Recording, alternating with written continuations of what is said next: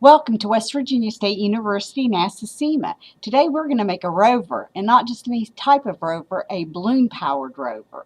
So there's some things that we need to keep in mind in order to achieve this. We need to pick materials that we can use as a frame and or the body.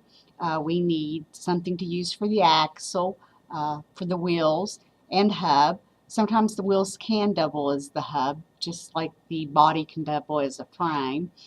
We need some tape, balloon, scissors. We need a pen, pencil, or a marker, and a ruler. Now, there's some other things that we could use, but we'll look at those items as we're continuing this. I have decided, because I know I need a body that can either act as the frame or I'll need a frame along with the body, I've chosen to use the top of a to-go takeout tray.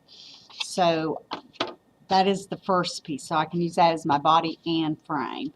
And then I need to determine what I needed for an axle, so I decided to use a bamboo skewer and a straw. And if you'll look at my demonstration piece, the reason I did that is because the straw I can attach to the body frame, and then the skewer is attached to the wheel, thereby allowing it to turn freely. Now, if I had attached the bamboo skewer directly to the rover body and the wheel directly to the bamboo skewer, I'd have to create like a rack and pinion system in which the wheels were free moving even though the axle in itself was not. And I just found that that is not something that younger participants really understand well. So that end, with regards to the wheels, I did bottle caps. You could do water, pop, fruit drink, what have you. As long as they are, you're able to put a hole in the middle. I just use a battery-powered drill, and I get the appropriate size bit for whatever I'm using for the axle. The other thing, of course, you need a balloon. I use a craft stick, as you can see on my demonstration model, to attach the balloon to the body frame. And then I also use clay to use as a hub for the wheel. Now, I don't always use materials for the wheel if the wheel has stability and doesn't wobble. If I've got it on there really nice and tight, sometimes I don't even bother to use that. So let's go ahead and get started and make a rover that is in fact balloon powered. The first thing that I want to address is actually the bamboo skewer and the straw. I have a choice. First of all, because I do have a body that is in customary measurement, it seems to be 8 inches from the lip to the inner lip. From the outside lip, or the outside length, looks like to be 9. So the width of this from side to side looks to be about 6, and the inside looks like it's 5. So I need to decide how long and how wide my body frame is going to be, and that to a certain extent is dictated by how much material that I have to use for my axle system.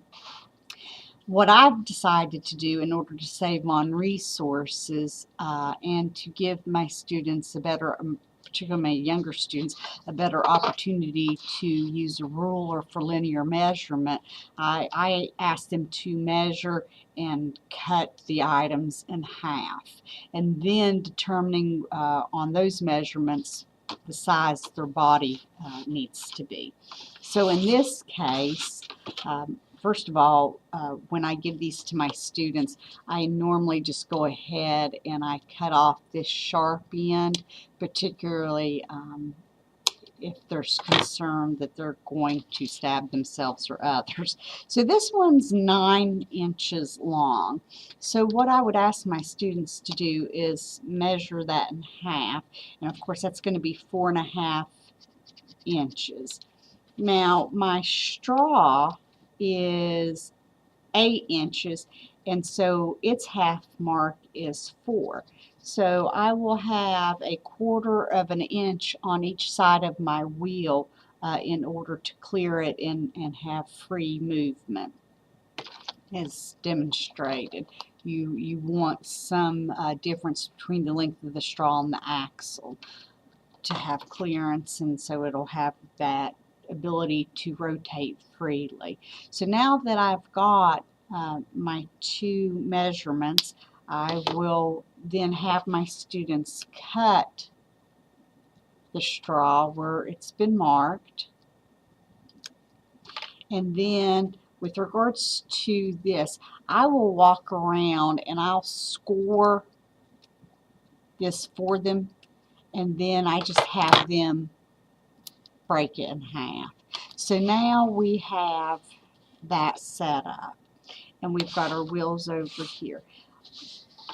Because the bamboo skewer is 4.5 inches, but the straw is 4 inches, I want my body to actually be a little bit smaller than my straw, because I want to make sure I have enough clearance for my wheels.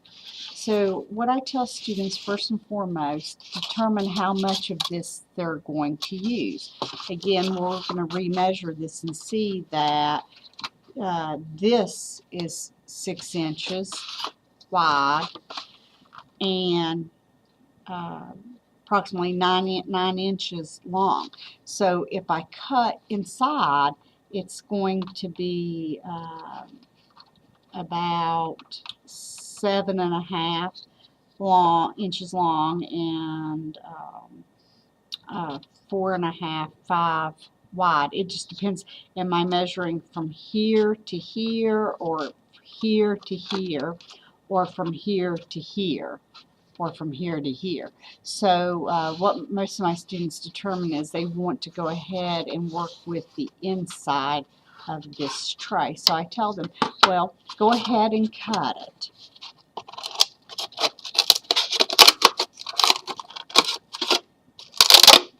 And then that way they can lay it flat and they have an easier time to mark it, measure it and mark it. So we're going to do that right now.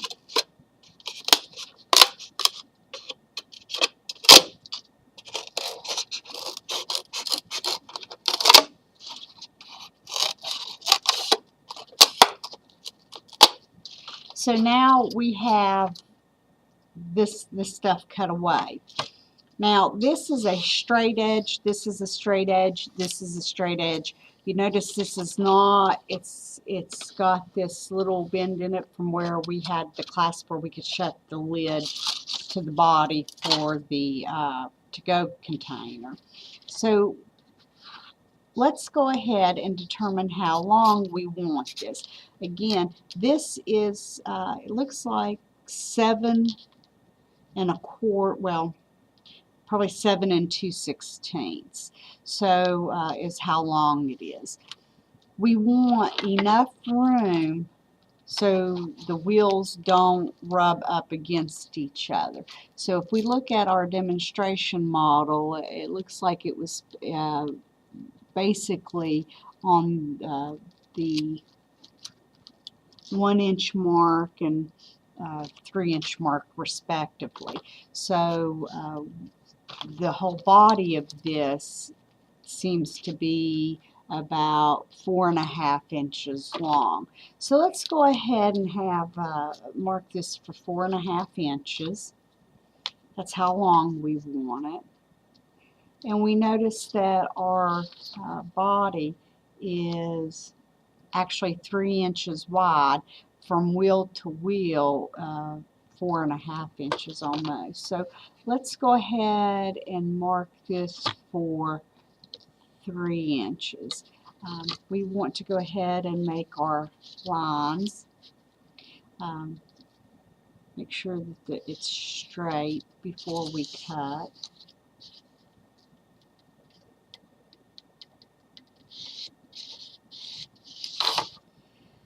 So now I have my lines.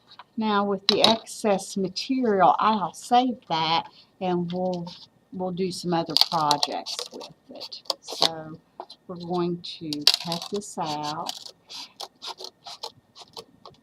And it doesn't matter if the kids cut it in pieces because there's a lot of different projects where we just want a very small piece of styrofoam. Okay, so now that I've got that cut out, now I want to cut off this lip, this curved lip, because I just want to work with a flat surface.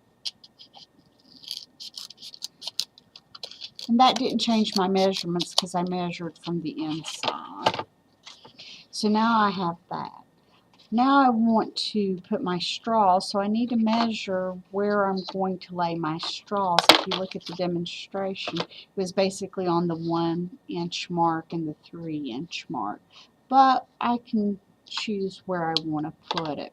So this is about 4.5 inches long. So I might go ahead and decide to do 1 and 3.5 because I want it the same distance from, so if this is 4.5 and I minus 1, that's at 3.5, and that will give me the same measurement on each end,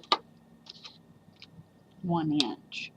So I'm going to go ahead and clean this up a little. I didn't cut it exactly on the line. And you know what? Younger students aren't either. They're still developing their motor skills, and that's fine. That's fine. This is just helping them refine those skills. So now that we've got that cut, let's go ahead and I'm going to use duct tape. You could certainly use double-sided tape just to get the straw down. You could use masking tape, clear tape, you know, whatever you would like. In fact, I tell you what, we'll just go ahead and use cellophane tape this time since we did use clear tape last time. So let's go ahead and get this down. So I'm going to put this right here. And because clear tape is thinner and, or in other words, it's not as wide, I'm going to put several pieces on. Okay. And you know what? If you'll notice, I did this because students will do this as well. I've got more hanging off one end than the other. So I really need to take this back off because my wheels are going to be offset. So let's go ahead and find the middle of our straw, which is in this case 2 inches, and again 2 inches. I want to find the middle of my body, which is going to be 1.5 inches, and I want to mark that on both sides and draw a line between my 2 marks so I can properly place this and make sure I've got the same amount of room on each side for my wheel. So let me do that again.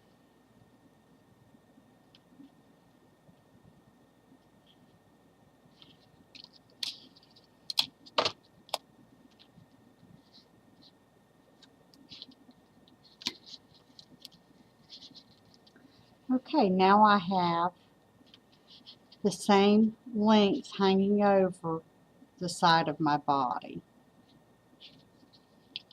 the same distance on this end and this end as well. Okay, so I've got the first pieces of tape down. One thing I also do is with my smaller students, I tear off several of these and I hang it off their desk and so that they can get to what they need as we're learning ourselves how to dislodge the tape and tear it off from its the roller.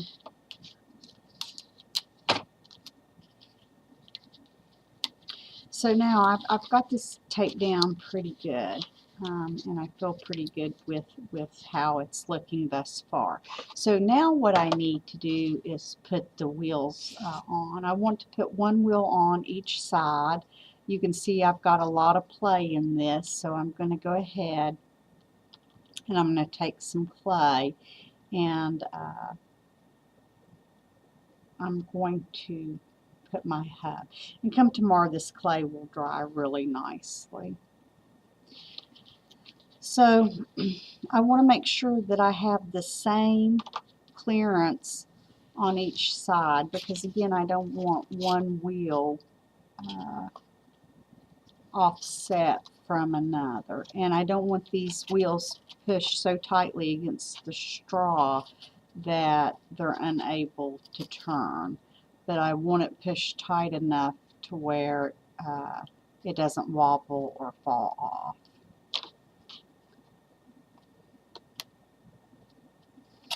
So let's see. Yeah, I've got a little too tight.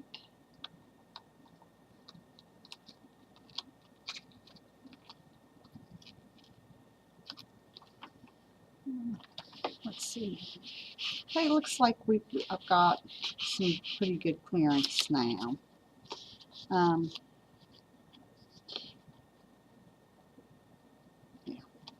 So now I'm going to do the same thing on the other side.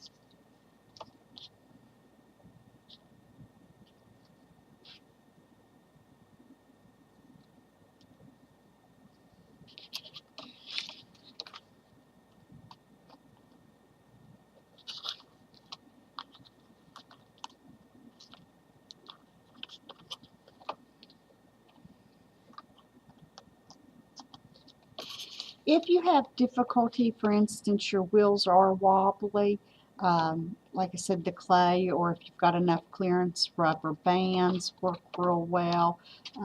Also, if they're too tight, you can try screwing the bamboo in. That works. That usually takes care of the problem.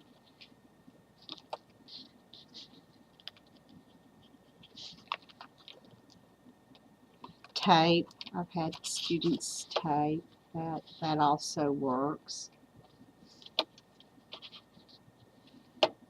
Okay, so it looks like I've got a pretty good setup.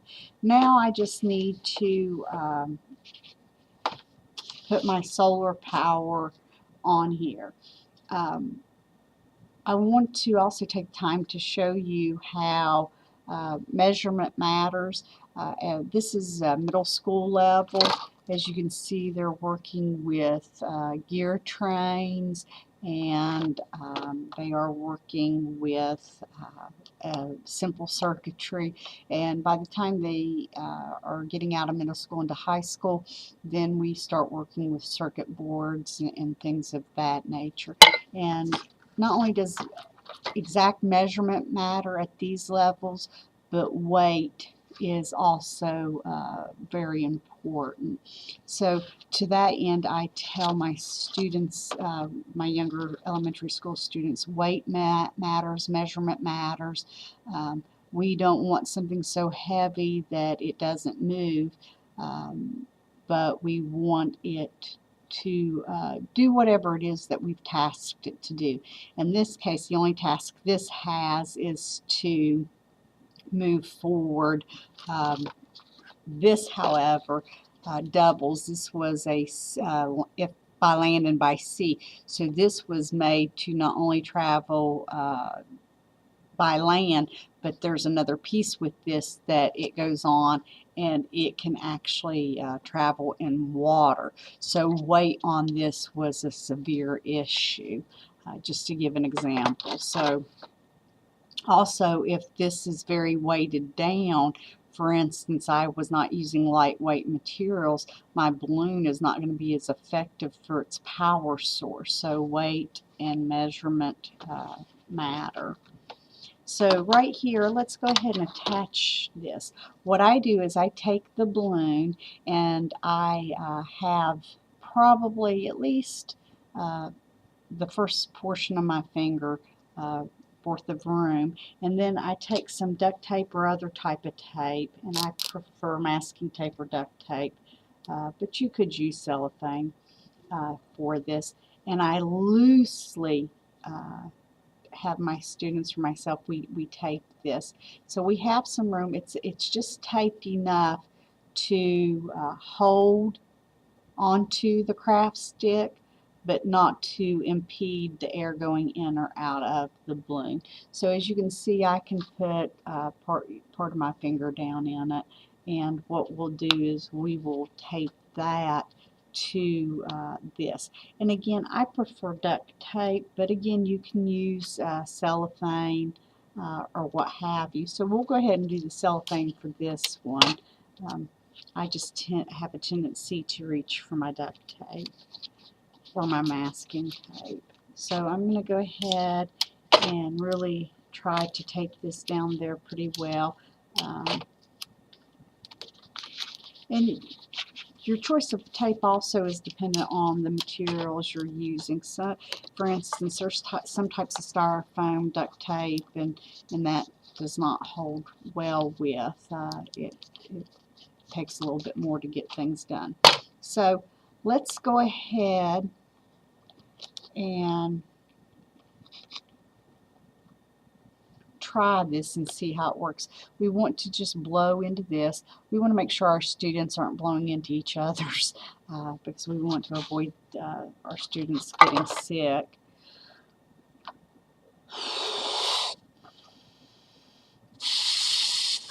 And we can run scientific experiments. The amount of air in the balloon is bigger, better. Does it give us distance, or does it give us speed, or does it give us both? The other thing that we can experiment is the size of the balloon. So see what the difference is if I blow up a small balloon versus a large balloon, and it looks like there's the same amount of air in it. So let's see if this works. So that did not work as well as I wanted. Let's try it again with less air being blown into it. Oh, so sometimes the amount of air can impede. Let's try this one. Let's put more air in it.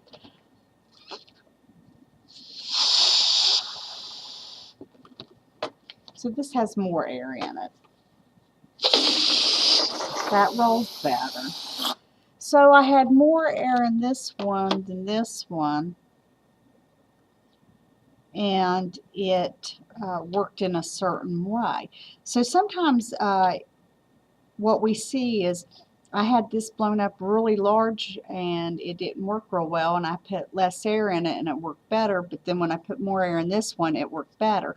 And it could be not the power source, but the type of wheel and that we're using. We're using the same axle system, but our wheels are a little bit different.